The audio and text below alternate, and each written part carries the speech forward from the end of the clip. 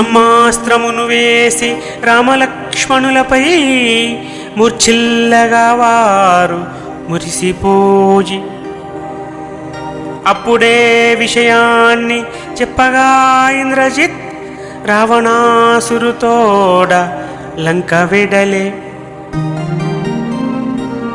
బ్రహ్మాస్త్రధాటికి రామలక్ష్మణులతో Sugriva తదితరుల్ సొమ్మసిల్ల.